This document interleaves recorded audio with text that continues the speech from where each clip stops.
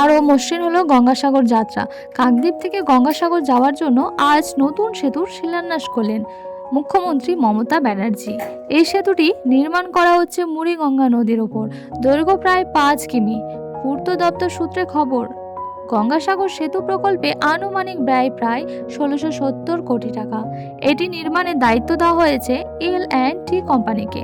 সেতুটি 4 লেনের হবে, যেখানে ক্যারেজওয়ের প্রস্থ 8 মিটার এবং উভয় পাশে 1.5 মিটার চওড়া ফুটপাত থাকবে। প্রস্তাবিত নকশায় সেতুটি দ্বিতীয় হুগলি সেতু বা নিবেদিতা সেতুর আদলে তৈরি হবে বলে জানানো হয়েছে। নির্মাণ কাজ শেষ হওয়ার পর টানা 10 বছর সেতুর রক্ষণাবেক্ষণের দায়িত্ব ওই সংস্থার ওপরেই থাকবে। এই সেতু নির্মিত হলে গঙ্গাসাগর মেলা চলাকালীন যাতায়াতের দীর্ঘদিনের সমস্যা অনেকটাই মিটবে বলে আশা করছে প্রশাসন। পাশাপাশি দক্ষিণ 24 পরগনার এই অঞ্চলের যোগাযোগ ব্যবস্থা ও অর্থসামাজিক উন্নয়নেও গঙ্গাসাগর সেতু গুরুত্বপূর্ণ ভূমিকা নেবে বলে মনে করা হচ্ছে।